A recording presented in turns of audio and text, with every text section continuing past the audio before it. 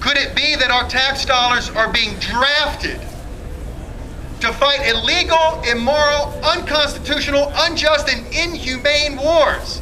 Yes. And that our freedom to not pay for that is denied. I thought it all went to interest to the Federal Reserve. You know, I've got some other interests I'd like to put my money into, and it is not killing other people, brother. Yeah.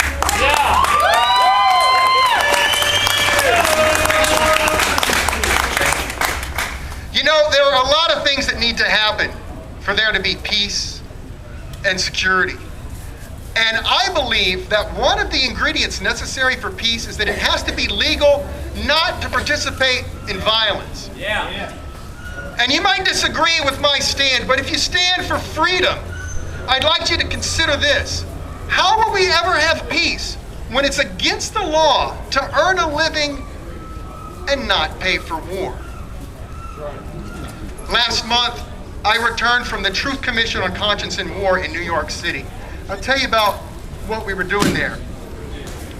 As I said, if you in your heart become a pacifist and jump through the government red tape and the hoops, you can legally get out of the military. But here's what's wrong with this. The military is denying, hey, how about a hand for this guy holding this microphone? How long have you been holding this? About half an hour. Yeah! Thank you for supporting my freedom of speech, bro. And his microphone. Literally. Literally.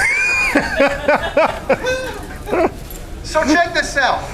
There are all kinds of institutions, of congregations, hell, we've got a constitution that says when it's right and when it's wrong to go to war. And if you're in the military and say you're Catholic and the Vatican says the war in Iraq is unjust, if you wanted to say, hey, you know what? I am willing to risk my life for America, but I cannot in good conscience and in my faith take part in an unjust war, there is no legal freedom available for you if that's your situation. It's jail or war against your conscience. And I want to tell you something. I'm on the planning committee of Under the Hood Cafe. I spend a lot of time, and also with Stand With Honor, interviewing guys who are really struggling with their conscience. When we look at the PTSD, when we look at the suicides, you know, the last few years, more of our troops have died of suicide than have been killed in combat. And that's only counting the ones still actively serving, not counting the vets who have gotten out.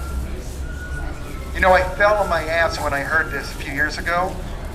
We lost over 59,000 troops in Vietnam. More Vietnam veterans have died of suicide than the Vietnam War. That's not counting the men that drank themselves to death. So this war could end tomorrow. People would still be dying. People are struggling with their conscience. They're struggling with PTSD. They're struggling with the moral injury. Here's a question. What is easier to do for the rest of your life when you look in the mirror? Live with a dishonorable discharge in jail for standing by your conscience, or live with a violated sacred sense of honor and conscience because you did something that went against your heart? My friends, in New York at that Truth Commission, there were a group of us who talked about, let's make it legal for people to live by their conscience, even if they're not pacifists. How many people would support that kind of freedom? Yeah? So I'm supporting my brothers and my sisters that I met in New York that are doing that. But let me tell you something about me as a Vortex sister. I am not waiting for the government to give me permission to live by the freedom of my conscience. And I don't think our troops should either. So at Stand With Honor, we are talking about creating a culture of honor where we can honor people for what they're standing for, even if we disagree with them. Yes. Yeah. We're talking about creating a culture where we have institutions Come right here. that support each other when we take stands for conscience. What if someone was Methodist and they said, you know, the Methodist bishop said the war's unjust, and instead of running to Canada or going to jail, what if they went into their Methodist church and the whole congregation, you know, there happens to be a Methodist church right there where our next president used to go. What if that church said, hey, you want to arrest this guy for following his conscience? Come into God's house and arrest him. what would we be talking about then? We'd be talking about conscience and freedom and not just why the war is wrong. Because I could go on and on and on about why the IRS is wrong and why the war is wrong, and I could try to talk you into becoming war tax resistors. I'm not going to try to talk you into being a war tax resistor. I'm going to challenge you to live by your conscience. Because what keeps us from living by our conscience, I've discovered, is our butts. Not that we're not going to move our butts, but it's like, I would do that, but I'd get a dishonorable discharge. But my wages would be garnished. But I might have to go to court. Let me tell you some good news. Let me hear some from the ladies out here. Ladies out here? Hello? Hello. Yeah, all right. You're like, where's this guy going with this? When you have a big conscience, no one notices your butt. You can wear any pants you want to wear. And you're not going to have to ask, does your butt look big, if you've got a big conscience. What we're going to do at standwithhonor.com this November, we're going to train soldiers to stand by their conscience. And we're going to do that here in Austin, Texas. We're going to do some things between now and then to get people thinking about honor. Because honor comes from inside. The government, the military can't bestow honor.